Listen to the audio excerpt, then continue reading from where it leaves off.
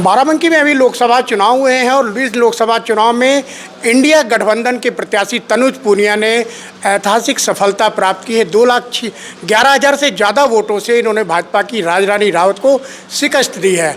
हमारे साथ तनुज जी है। तनुज जी, क्या है, किस तरह से क्या मुद्दे रहे जो आपकी जीत का कारण बने और विपक्षी की हार का कारण बने? देखिए, मुद्दे तो हमारे यहाँ आम जनता के मुद्दे चले हैं। जिस तरह से इससे पहले धर्म के मुद्दे चलते थे, जातिवाद के मुद्दे चलते थे, इन सब मुद्दों को हमारी जनता ने पूरी तरह से नकारा और इस बार अपने हित में, अपने समाज के हित में और जितने हमारे किसान हों, चाहे युवा हों, महिलाएं हों, ये सब अपने और अपने समाज के बारे में सोचते हुए इन्होंने जनता के मुद्दों पर इस बार चुनाव पे वोट दिया है।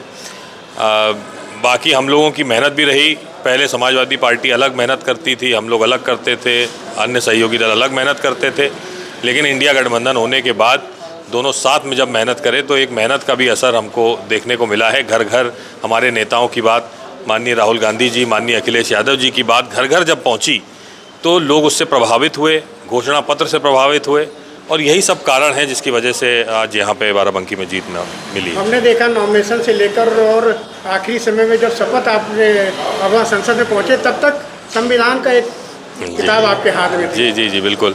देखिए, बहुत महत्वपूर्ण था ये, क्योंकि संविधान को मानने वाले लोग हैं हम लोग। माननीय राहुल गांधी जी भी, अखिलेश यादव जी भी संविधान को मानते हैं, बल्कि हर कोई देशवासी संविधान को मानने वाले लोग हैं और विशेष जो है महत्व दिया जाता है एससी समाज की तरफ से इसको संविधान को।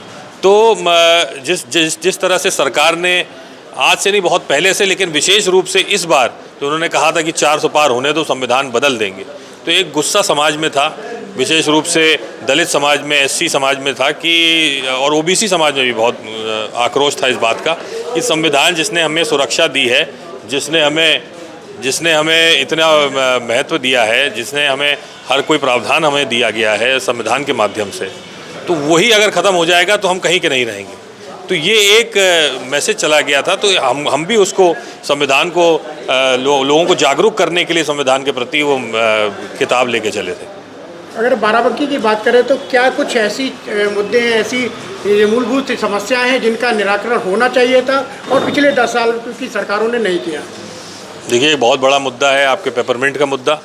पेपरमिंट मेंथा जिसे कहते हैं, उसका तेल पे दोहरा टैक्स लगता है, मंडी टैक्स, जीएसटी, तो ये हटना चाहिए सबसे पहले तो।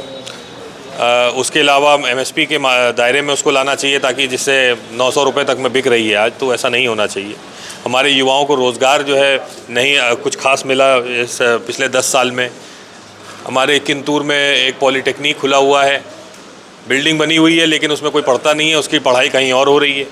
कोई पैसा खर्च करके बिल्डिंग बनाई है तो उसमें पढ़ाई लिखाई भी हो, बच्चे वहाँ के लोकल जो एरिया उस इलाके के हैं वो कम से कम वहाँ पे पढ़ सकें। और एक पॉलीटेक्निक खुल जाएगा तो एक पूरा इकनॉमी वहाँ पूरे गांव की और आसपास के चौराहे की जो है बढ़ जाएगी वहाँ पर। इसके अलावा ट्रॉमा सेंटर है यहाँ पे, इमरजेंसी की तरह इस्तेमाल हो रहा है, सारी मशीनें ताले चाबी में बंद पड़ी हैं, इसको दोबारा संचालित कराना, इसका भी संघर्ष किया जाएगा सेशन शुरू होते ही।